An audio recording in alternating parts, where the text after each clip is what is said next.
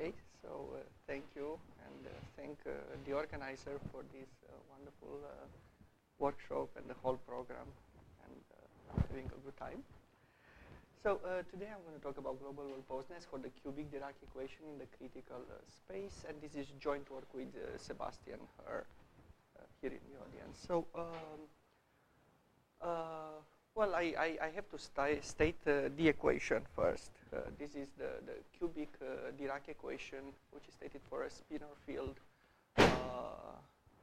defined on two-dimensional physical space, and one-time variable takes complex Beiliud vector functions. So this is the cubic term. This is the linear Dirac equation. Now you have these matrices. Don't bother if you don't digest them now. I didn't know them a year ago either. And in 2-3 slides, you'll see much more down to earth equations. So don't be concerned about this formalism. So obviously the cubic Dirac equation can be written in all dimensions. Of course, you'll have to adjust the set of matrices. The classical Dirac equations were derived in 3 dimensions, but then they were adjusted for all physical dimensions. Now, this particular cubic Dirac equation was proposed by Soler as a toy model for self-interacting electron, and it is also a natural simplification of the more fundamental Dirac-Maxwell system. Okay, so I guess you had enough of this. Let me try to put this into a more digestible form. So there are 2 ways that I can quickly tell you what type of equation is this guy. So if you say this is the Dirac equation and you come with its conjugate operator, then the key idea, I mean, that was at the heart of coming up with these Dirac operators, because when you compose with the conjugate, you actually get a Klein-Gordon. So it was in fact a way to factorize the Klein-Gordon equation to a first order in time equation. Then the cubic Dirac equation morally becomes something of this type. So it's a Klein-Gordon equation with a cubic nonlinearity with derivatives and lower order terms. And everything I'm going to say today about this cubic Dirac equation will apply to all these family of Klein-Gordon equations with all sorts of nonlinearity. Now, there is a more classical way people work on this problem. So one can apply a projector type operator to the equation. I don't think you want to see that projector, so I'll leave it, just take my word. And essentially what you see is what we call the half Klein-Gordon type equation with a cubic nonlinearity. And obviously it's a Klein-Gordon equation, so the symbol of t is what you expect it to be. And from now on, I'm going to normalize the mass to 1. Now, the original problem, the cubic Dirac equation, whichever way you want to think about it, is critical in age n-1/2. So in 3 dimensions, Escobar, Vega proved local verboseness for small data, subcritical. Makihara, Nakanishi, Ozawa proved global verboseness for subcritical data, and then they also did global verboseness for small radial data in the critical space. And last year, with Sebastian, we proved global verboseness for general small data in the critical space. Now, in 2 dimensions, the problem is particularly delicate.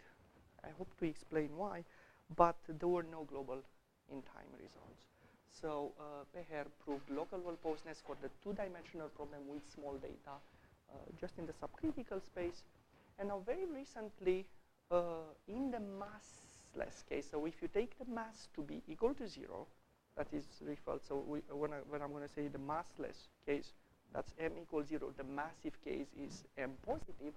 So in the case m equal to 0, Bournaves and Candy proved global verboseness for general data in the critical space in dimensions 2 and 3, and they could obtain local verboseness in the massive case in the critical space.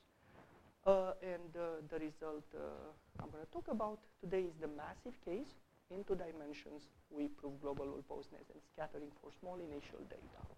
Even this one is small initial, maybe I should say that. So somehow the picture is complete. Now maybe I should tell you the difference about massless and massive.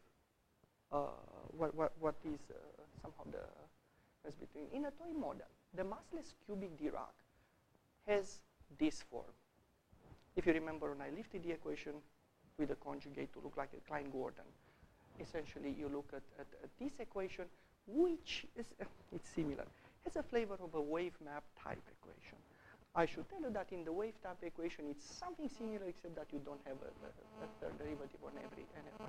So Bournaveras and Candy's approach, what they did, they say, look, there were this very delicate structure developed for the wave map equation by Tataru.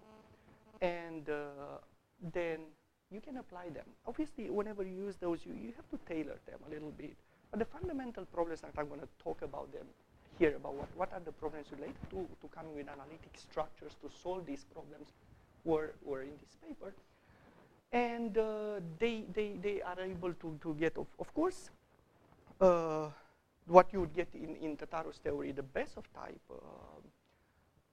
result.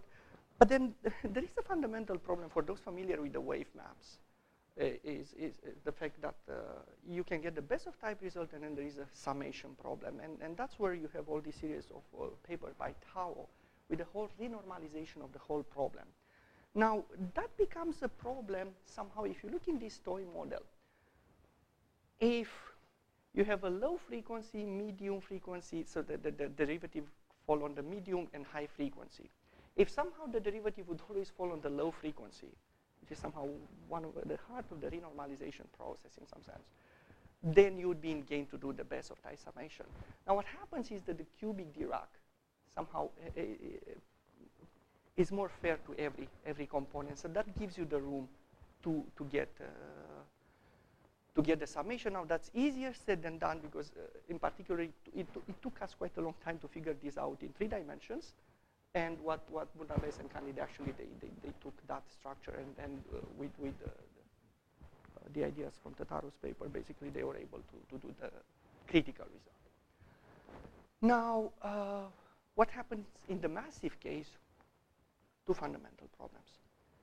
To start with, you don't have clear resolution spaces. I'm going to make a point that these are at the heart of getting all the estimates you need. And what happens is that the wave equation picture is not replicable for the massive case. And also, there is an incomplete null structure. I'm going to say that there is a null structure, but in a sense it's incomplete into the equation. So this is why you can't really take this approach and attack the massive equation.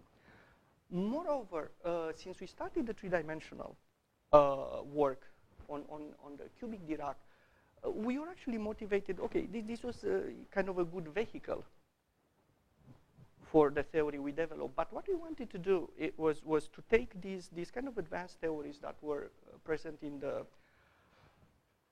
2-dimensional Schrodinger map problem, the wave map problems, and try to see if these kind of replacements for the missing endpoints, Strihat's estimates, and to see if this can be done for other equations.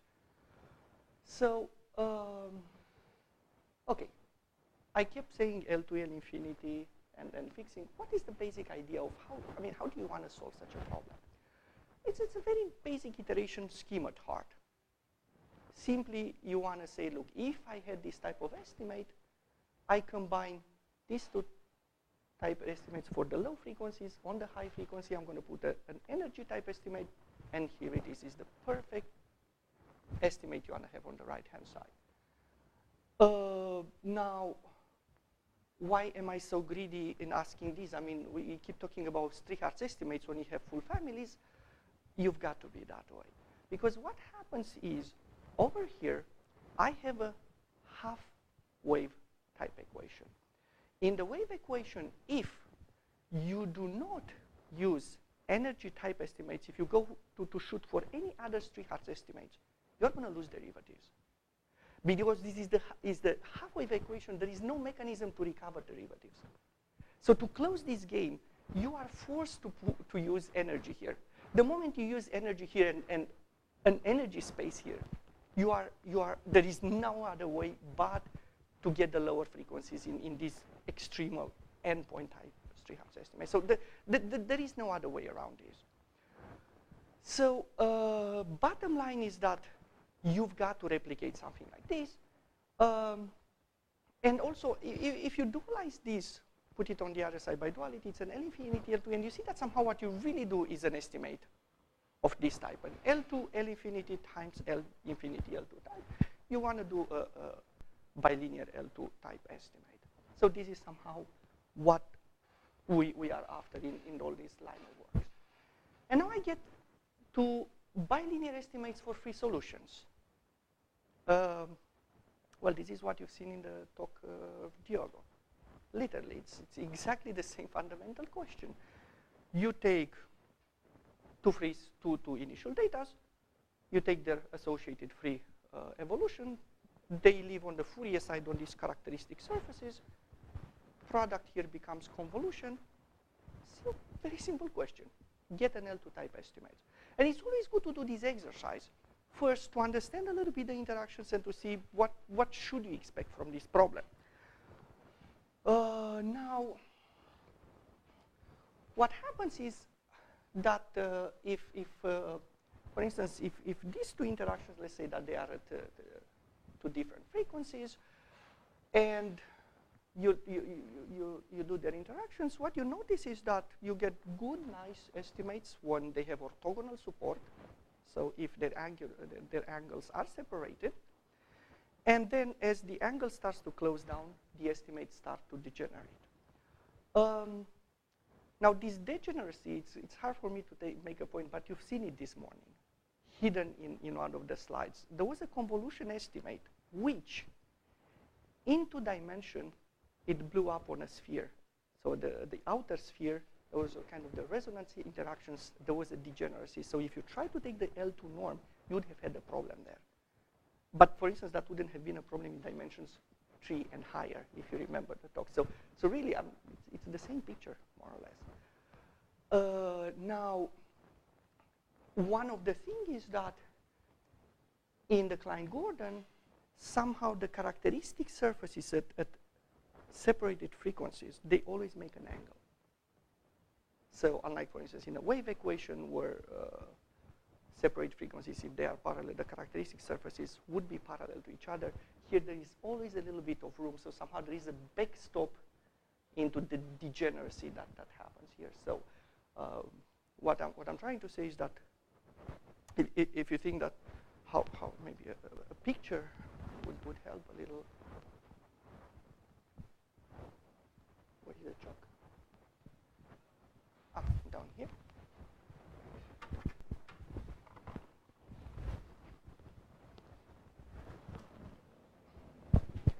So the idea is that at the origin you look kind of like a parabola, and asymptotically you start looking like a cone, but this slope never gets to be 1. So there is always, even between parallel interactions, there is an angle between their characteristic surfaces. So that's something that somehow puts a backstop into this. Now, if you somehow inject some null structure into the equation, and if you remember on Diogo's talk, there was some null form estimates that like on one of the title of his slides, this is what you're referring to, then you start improving these coefficients. Bottom line, this is what you like to replicate in the theory that you like to think, but there is a fundamental problem. You take free solutions, you do this iteration, I mean, you do these estimates, and that gives you a result for the first iteration in the problem.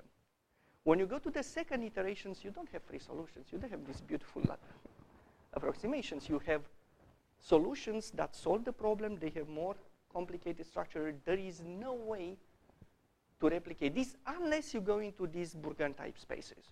But in that case, you basically would have to assume too strong of a structure on your solutions, and that always creates logarithmic divergences. So this is, for instance, the Bejenaru result is really an XSB type result, but he can get the critical because somehow he wants to emulate this picture all over. So now,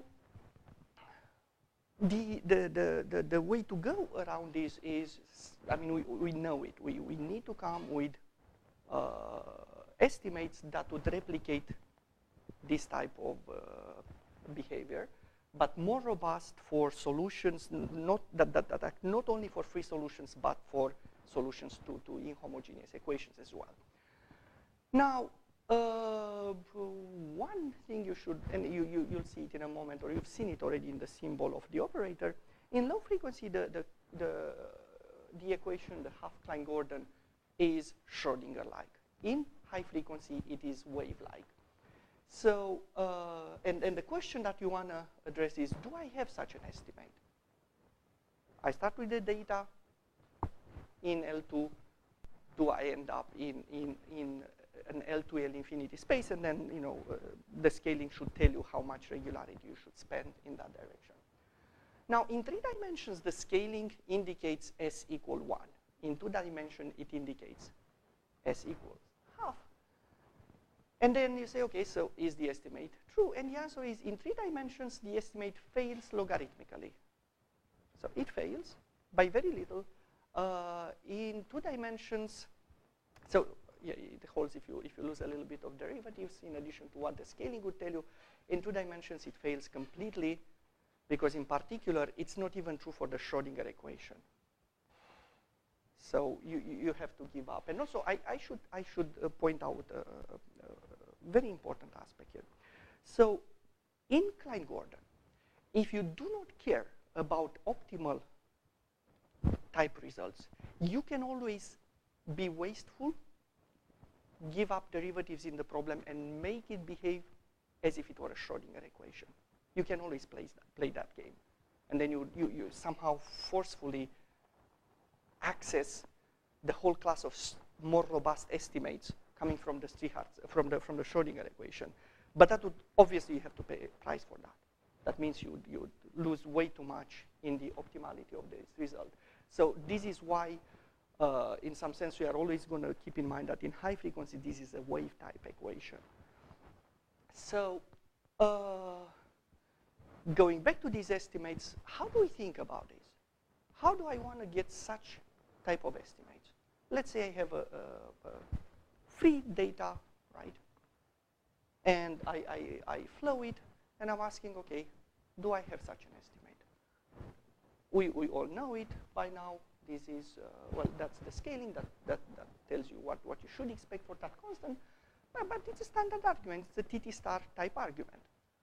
And essentially, it all boils down to take the kernel and try to understand. So what you do, you localize at frequency k, and then you integrate essentially. Okay, this is the formalization. But what you should think is morally that you have on the characteristic surface. So here are waves at frequency k.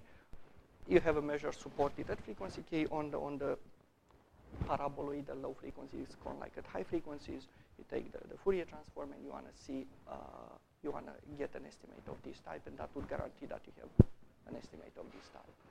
And that hinges on good decay estimates on this kernel. And how do you obtain that? Classical oscillatory phase type arguments. What somehow tells you what is the fundamental driving force for that are the principal curvatures of the characteristic surface.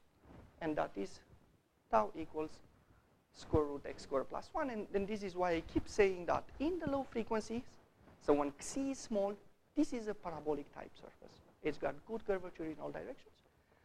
Move for xc's very high, you're already moving into some wave regime, right? So, and I'll make more commentaries. So, for low frequencies, Schrodinger gives you decay as nice as you want, minus n over 2. And the L2 L infinity type estimates, so these are dictated by the Schrodinger equation, and this is known, well, okay, with a grain of salt. Very easy in 3 dimensions, 2 dimensions. It's tricky, but let me not get into that. I take that as a black box from the Schrodinger maps theory. So I know how to deal with that. The focus here is what do you do in high frequencies. So in the high frequencies, the characteristic surface is cone-like, yet it has non-vanishing curvature. What do I mean by that? It's cone-like in somehow the radial direction, but cone-like means it has a degenerated curvature, 2 to the minus 2k. So it's getting very close to 0, but it's not 0, and then you have full curvature in the angular directions. So, well, not very pretty estimate, but this is it. That's not what you want to stare at because it's not easy to digest. What I'm telling you is that you have 2 type decay regimes. For time scales up to the size of the frequencies, you are in a wave type regime. Once you pass that, you enter a Schrodinger type regime. Okay, good. Can you do anything about this? Can I get this type of estimates? Well, the answer is no. I mean, my point is you have these very good estimates. You try to estimate this in L1t, L infinity. In 2D, you get logarithmic divergence. In 2D, it gets even worse. So the idea was, well, okay, so maybe it's too much to ask for these estimates to hold true in the classical coordinates, Tx. Maybe we can do something better. So, for instance, getting back to the massless problem, Tataru fixed in a very nice way, in a way that's you would think, and I mean for all good reasons, that's the worst problem, because what you have is a cone type characteristic surface. You have embedded zero curvature manifold, so somehow you lose the whole dimension that which trades off for losing the whole degree of decay. But there is a very nice property. You can foliate the cone precisely along these lines, and then for each line you come up with an adaptive system of coordinates precisely to that line. It's determined by this, and somehow the whole idea is that here what you have a f delta line with these f's in L2, and then you say, well, when you go on the physical side, they are going to be constant along these lines, so if you prepare the system to be L2, L infinity across these, you basically foliate the whole solution into continuous foliation of waves that in their adapted coordinates will recoup you the L2, L infinity estimates. The problem that we encounter here is we do not have this zero curvature. We have non-vanishing curvature. It's degenerated, but you can't really play this game, particularly if you try to do global estimates, because then you really see the full curvature that affects you. So we had to, I mean, the point I'm trying to make here is you can't really look at this as a wave equation. You have to do something tailored to the Klein-Gordon. So the idea that we came up for fixing first the 3D problem was to foliate the kernel to localize the kernel, to better localize the kernel and understand its decay properties. The idea being that the more you localize the kernel, you know better in which directions the waves propagate. So what we did, you heard this morning again, caps on the spheres, right? And you take spherical caps of variable diameter, then you cover the full angular range, and then okay, these are some notations. But what you should keep in mind is that this essentially what we do is we take this type of regions in which my original kernel, the frequencies are located in a spherical cap. So somehow I'm telling you what I'm doing. I'm getting better control on the directions of the propagation of this of the waves located here. So now my kernel has this additional angular cap localization.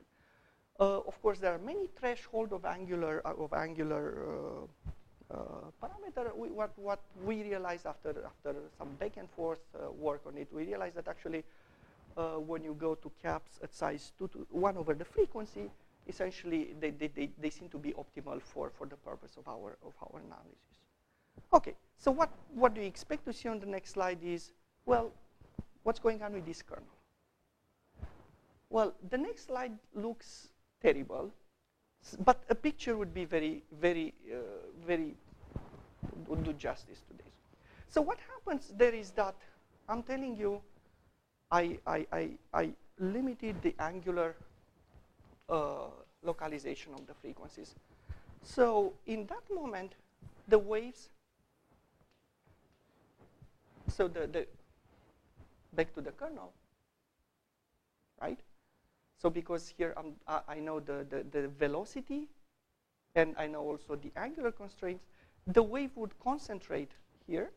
So they would have slow, the slow decay that I kept talking would be concentrated here. And here, this is the non-stash. So this is where you have the non-resonance condition. This is which one is stationary and which one is non-stationary phase. So here it's where you don't have in the denominators the problem. This is the high decay. So this is you get as much decay as you want, and this is the slow decay. So what you realize then is that when you take this type of kernel and you try to measure this kernel in L1t, L infinity x, you slice the slow decay region in many places. But on the other hand, you realize that if I switch my coordinates, and this is for all reasons, this is my phi theta, and these are my x theta coordinates. You see, as I start taking L1 in these regions, I'm going with a slice that intersects the slow decay regions on very, for forever somehow, but I don't care because I take L infinity only once, but then it exits very quickly the slow decay regions. So when I take L1, I gain.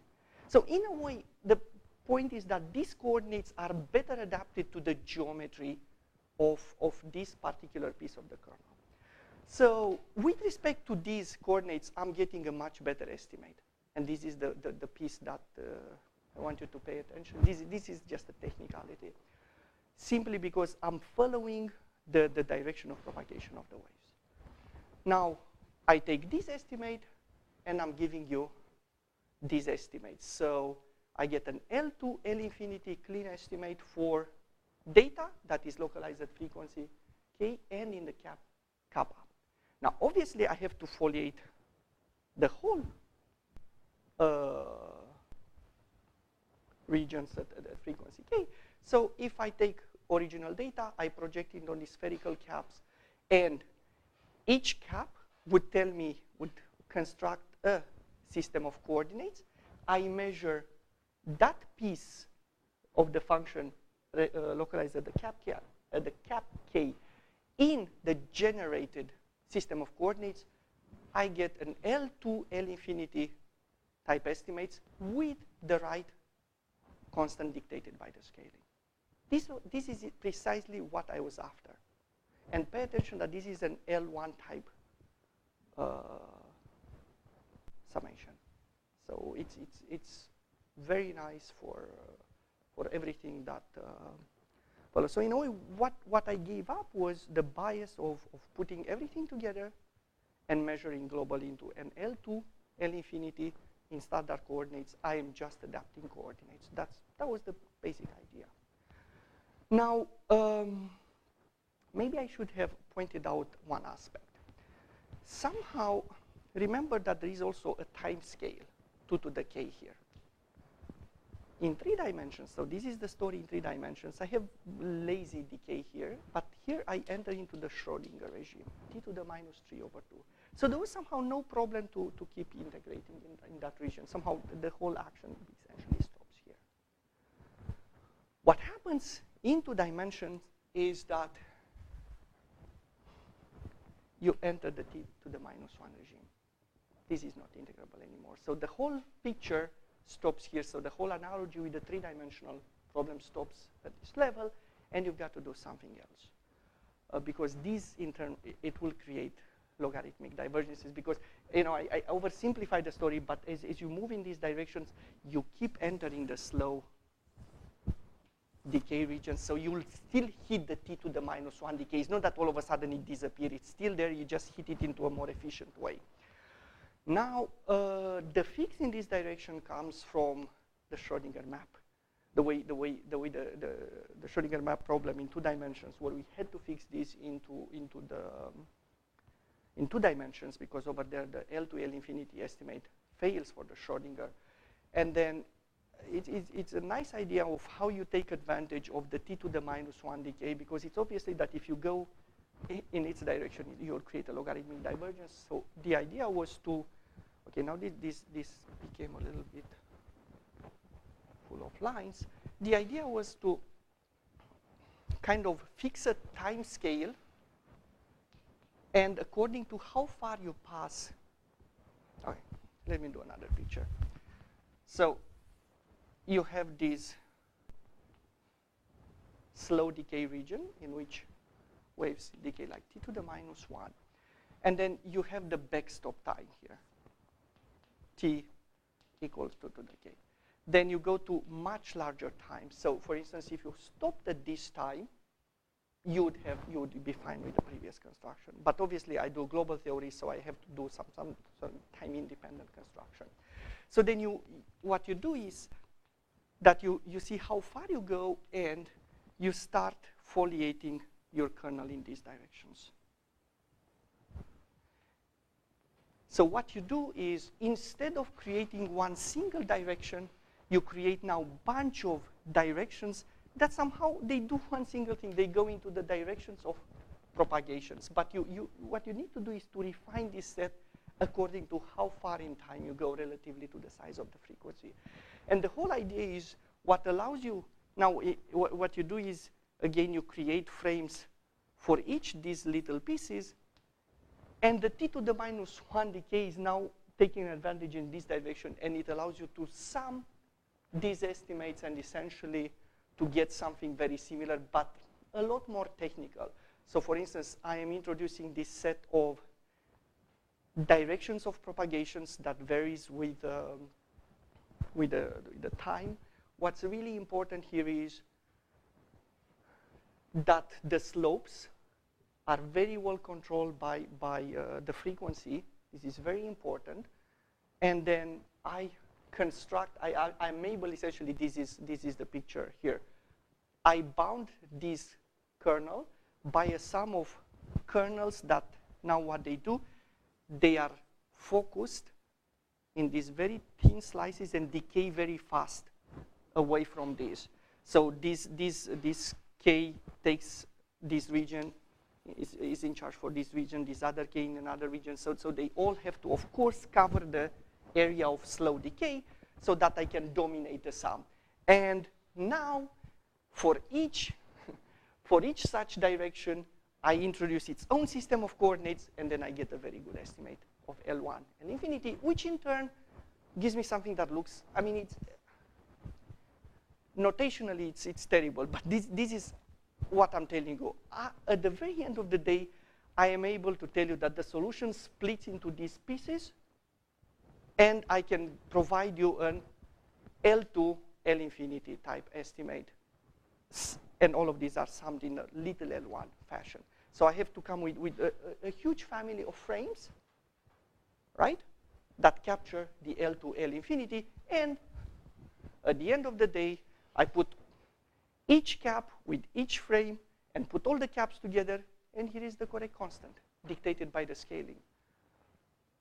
It's a huge family, but you can live with it. Once you know what you're talking about, it's not that terrible. But again, the idea, you give up with one single framework, and you come with this construction. So, okay, do I want to show you some? Okay. The thing is that in our analysis, we kind of jump first this step, and then we got into some trouble. So then we have to come back and do another system of frames. You see here I kind of forced everyone to think that these frames have to be done with this parameter, right? But if you paid attention, I mean, into some sort of a temporal foliation. But I always said that I have a cap, so somehow here I have a cone of directions. So I have a similar property in an angular direction. So I can now go and foliate and construct frames to capture these into another, into another set of coordinates, something like x2, tx1 infinity. But this is something that probably you should ignore up until you realize that there is a fundamental problem with this system of coordinates in just one messy region, and you really can't get away with it. So let's skip this and ask, what do I do next? So let me just go to the previous slides. I created infinitely many frames in which I captured these. Obviously, there's a big price to pay for that, because it's very nice if I give you L2t L infinity x. All I need to couple to get a bilinear estimate is with an L infinity t L2x, and I always have that.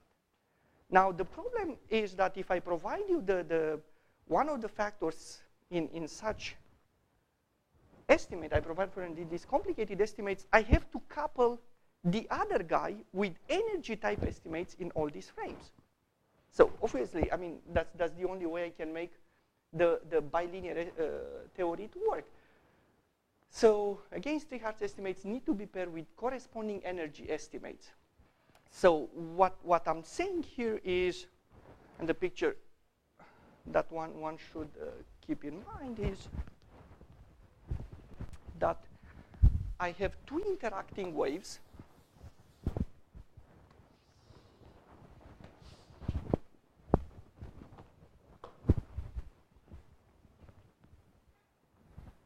So I have a wave, let's say, supported at a certain frequency, but more important, it's cap localization. So this is frequency K1 and cap K, frequency K2 and cap K2. And I want to do bilinear estimates. What's going to happen? Low frequency is the one that, of course, I want to do the L to L infinity type estimate. So this guy is going to create a whole family of frames to capture the L to L infinity estimate.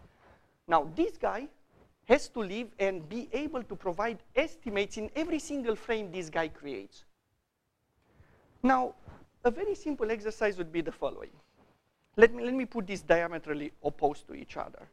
So this is the high frequency, this is the low frequency. The high frequency, it's in this angular region. So waves propagate like this. Then the tau goes like this. So in a way, what happens is these directions are transversal to the high frequency guy, which means good to go. As long as you try to provide energy estimates in transversal directions to the characteristic surface, you are good to go. Now you start closing in the angular separation between these two guys. What's going to happen is that the directions that are generated to capture the L to L infinity are going to not lose their transversality, but close the angle in which they provide close the angle between the support of the characteristic surface here. So then what's going to happen is that the energy estimates are going to start degenerating to the point of blowing up. So in a way, what I am aware is that, again, with the cap K1, kappa 1, I produce directions. I go to the higher guy and I say, do I have energy estimates that depend on this whole thing? As long as I have a decent separation of 1 over the low frequencies, I pull out a factor here. So there is the separation tells me how degenerate the estimate is.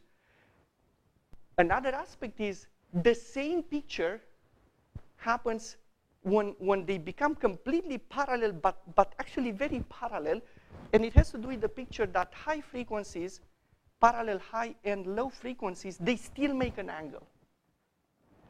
But there is a problem in the intermediate region when I jump from this to this, because that is precisely when the energy estimate blow up on me. So this is the equivalent of the parallel interactions in the wave equation. In the Klein-Gordon, they happen a little earlier. And this is when I say we have an incomplete null structure in what sense? In a wave equation, you know that the parallel interactions are the ones that blow up on you, right? That's the problem. But then the null structure becomes 0 right there. So it helps you exactly at the scale of degeneracy. The estimate degenerate by a factor, but then the null structure comes and compensates, in fact, with a stronger factor. In Klein-Gordon, this is not the case. Because the null structure, and again, I didn't want to get into that because it's technical, it somehow stops being effective exactly at this scale because the null structure, in a way, it's wave adapted. It's not Klein-Gordon adapted. So when we check very carefully to see maybe there is something happening that it doesn't happen. So it really kind of freezes on you, and then you are on your own. So then there is this regime in which the big question is, okay, what's going on?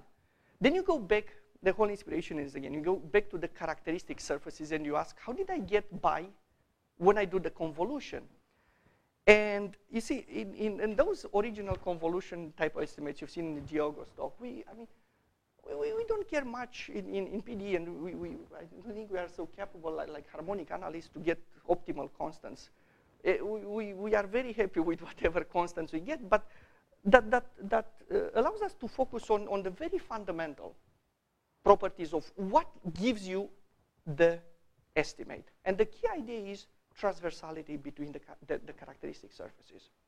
And in this regime, what you realize that the transversality somehow does not come from angular separation in between the kind of the time-like directions, but in fact these ones overlap with each other, but it's still an angular separation in the physical variable. So this is why in that moment we have to go back to the original foliation and realize that I have to come up with the frame into the direction that sees the angular separation between the characteristic surfaces. So this is why we go to the other, to the dual Strihartz and then energy type estimates and complete the full picture. So this is why that additional slide was on the blackboard. But the bottom line of this, the moral at the very end of the day is that you have a very clear picture of what the free solutions do. And what's the mechanism besides that? You know you can't take that picture and make it work for nonlinear problems.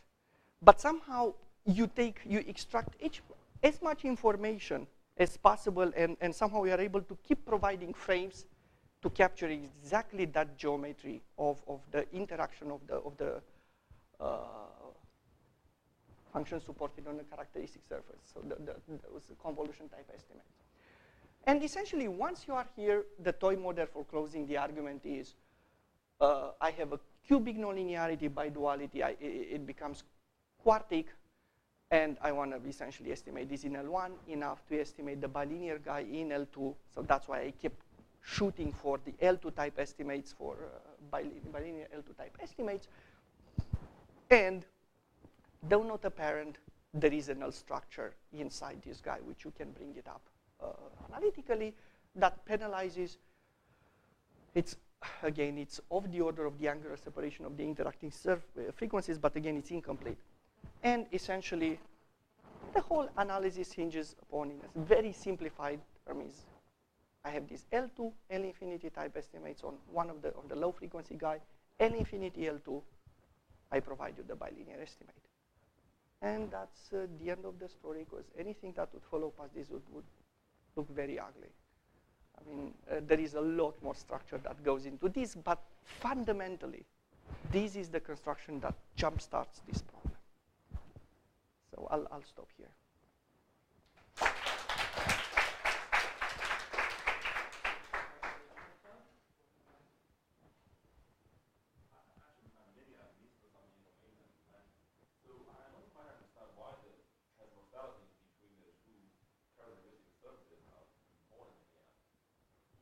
How do you do bilinear estimates, convolution type estimates between two functions like lifted on characteristic surfaces, kind of measure surfaces? How do you do estimates of that type? essentially, if you have transversality, right? It's, I mean, the simplest, the easiest way to think is that if you have two deltas you are in 2 dimensions, let's say, you have a delta on a line, another delta on a line, L2 convolved L2, it's essentially L2, trivial. But if you want to do the same with 2 parallel lines, you are in big trouble, right? Because you take convolution of 2 functions supported on a line, you have to transform an L2 in L1. To do L1 convolved L2 gives you L1. So then you can't really make sense of the object. So that would be the easiest thing. Again, 2 lines, orthogonal in L2. Take L2 masses on each of them. Do the convolution, it's essentially the product. Well, no, you can do better than that. From orthogonality, I can start degenerating the picture. But I'm going to start paying prices in the degeneration because I know that when I make them parallel, it blows up. So that's exactly the underlying motive I wanted to make. And now this, what you see, it lifts in all dimensions. But that's somehow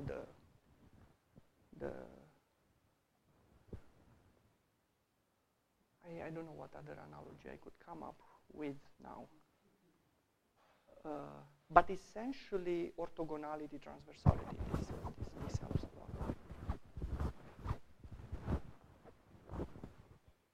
We can talk more.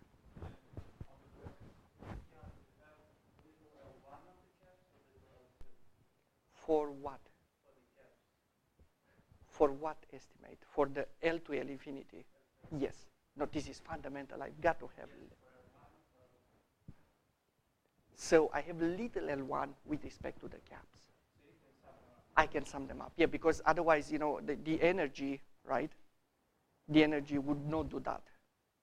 So the other guys have to do it. So it's little L1 summation. If I can point it to you. Look, I have sum over caps. Okay, this is each cap with that crazy family, but then I sum the caps. It's not little L2, it's little L1. Right? Because this way I can paste everything back. It's little L1. Sorry? Yeah? No? It's an integral type estimate. The integral is integral. It's an integral with respect to the angular parameter, but that integral it's in L1.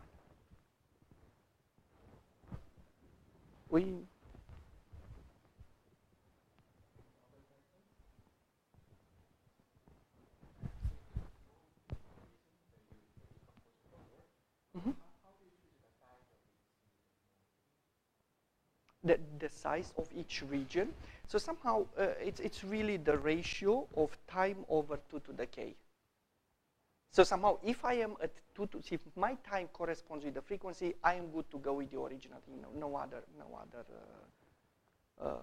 foliation. But as I move away, I have to compensate exactly by the ratio.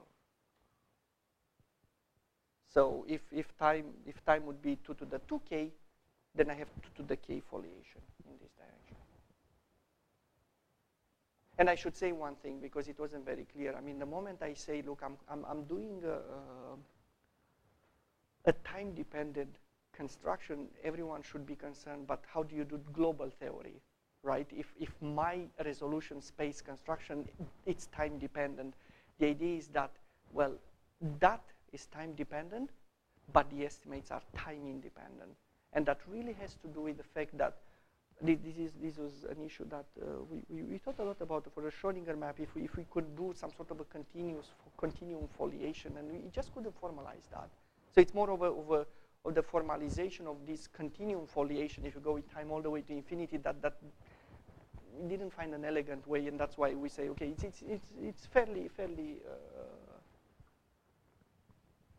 decent if you do the time construction. And even in the wave maps, I think past a certain time, people start doing the time dependent construction.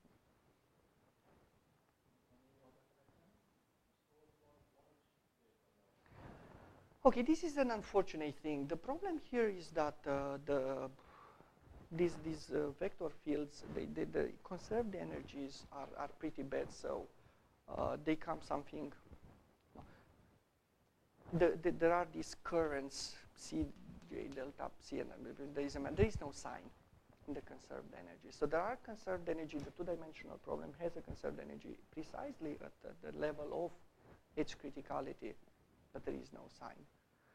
And as of now, if we don't have a sign, we really don't know how to.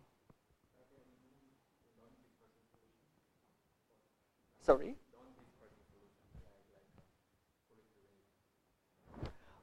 Yeah, I skipped those. Yeah, so I think Stephen Gustafsson and Andrew Komek, they provided solitary waves for these problems.